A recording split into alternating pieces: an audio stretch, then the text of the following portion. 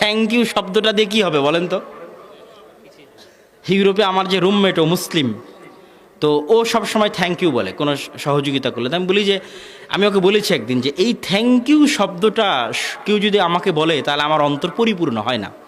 যে আমি একটা উপকার করলাম, সেই উপকারের যথোপযুক্ত কোনো প্রতিদান পেলাম না। কেন প্রতিদান পেলাম না? থ্যাংক ইউ বলা হলে থ্যাংক ইউ বলা পর্যন্তই শেষ। তুমি যদি বলতা যে জাযাকাল্লাহু খায়রান, তাহলে অন্তত এর প্রতিদানের আশা কার কাছে পেতাম? আল্লাহর কাছে পেতাম। তো যাক, থ্যাংক ইউ দিয়ে কী হবে? আপনি বলছেন আর উপকার করলাম, একটা থ্যাংক ইউ বললো না, ধন্যবাদও বললো না। কিন্তু আল্লাহ কি বলছেন? ও থ্যাংক ইউ বলুক আর ধন্যবাদ বলুক আর না বলুক, তুমি মানুষের উপকার করেছো, শুকরিয়া কে আদায় করবে? ওর শুকরিয়া আদায়ের লিমিট হচ্ছে থ্যাংক ইউ পর্যন্ত, ধন্যবাদ পর্যন্ত। আর আল্লাহর শুকরিয়া আদায়ের কোনো লিমিটেশন আছে? আল্লাহ একটা আপনার ছোট্ট আমলের বরকতে আপনাকে কত কি দিতে পারে আপনি কল্পনাও করতে পারেন না। আল্লাহ মালাইকাতে হামালাতিল আরশ ইন্না মা বাইনা শাহামাতি উযুনিহি ইলা আতিকিহি মাসিরাত ৭০০ আম। যেই সমস্ত ফেরেশতারা আরশকে বহন করবে, ওই সমস্ত ফেরেশতাদের কানের লতি থেকে কাঁধ, আমাদের কানের লতি আর কাঁধের মধ্যে ৪ ইঞ্চি থেকে ৬ ইঞ্চি দূরত্ব, যেই সমস্ত ফেরেশতারা আরশকে বহন করবে তাদের কানের লতি থেকে কাঁধের দূরত্ব হবে ৭০০ বছরের পথ। কোন ৭০০ বছর? পৃথিবীতে এখন সবচেয়ে দ্রুত গতির হচ্ছে আলো। আলো ১ সেকেন্ডে ৩ লক্ষ কিলোমিটার চলে। তাহলে ১ মিনিট ১ ঘন্টায় ১ বছরে ৭০০ বছরে কত কিলোমিটার চললে কত বেশি পরিমাণে দূরত্ব হতে পারে? তাহলে ওই ফেরেশতার কান থেকে কাঁধের দূরত্ব যদি এই পরিমাণ হয়, তাহলে তার পুরো শরীরের অবস্থা কি হতে পারে? কল্পনাতীত। তাহলে আল্লাহ সুবহানাহু ওয়া তাআলার আরশ আমাদের থেকে কোথায় এবং আমরা কোথায়?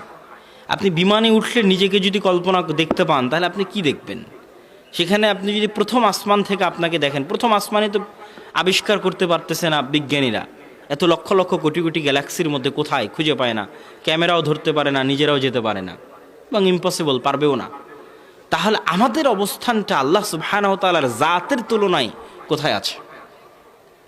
আল্লাহ সুবহানাহু ওয়া তাআলার সত্তার তুলনায় কোথায় আছে?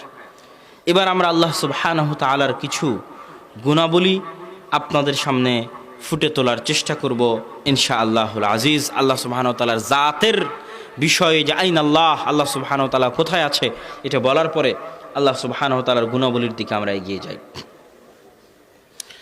আল্লাহ সুবহানাহু ওয়া তাআলার আজকে আপনাদের সামনে যতক্ষণ আমি সময় পাবো, আপনাদের উস্তাদ আসার আগ পর্যন্ত আমি 4টা গুণের ব্যাখ্যা আপনাদের সামনে করব, এবং সময় সংক্ষিপ্ত করার প্রয়োজন হলে সংক্ষেপে করব। এক হচ্ছে আস-সামাদ। কি গুণের নাম বলেন তো? আস-সামাদ। আস-সামাদ এই শব্দটা আল্লাহ সুবহানাহু ওয়া তাআলা পবিত্র কোরআনে শুধুমাত্র একবারই ব্যবহার করেছেন। কতবার? একবার। কথা বলতে হবে, কতবার? একবার। শুধুমাত্র একবার ব্যবহার করেছেন। অথচ আর রহিম, আল গফুর, আল আজিজ, এগুলো আল্লাহ সুবহানাহু ওয়া তাআলা অসংখ্য অগণিতবার ব্যবহার করেছে, কিন্তু সামাদ শুধুমাত্র একবার ব্যবহার করেছে। এবং এই সামাদ শব্দের যে 3টা বর্ণ, সদ, মিম, দাল, এই 3টা বর্ণ এতটা ভারী, এতটা প্রভাবশালী, এতটা প্রতাপশালী যে শুধু এই 3টা বর্ণের উচ্চারণ মানুষের হৃদয়কে কাঁপিয়ে দিতে পারে।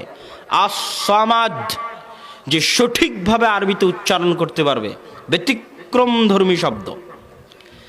3 নাম্বার ব্যতিক্রম কি?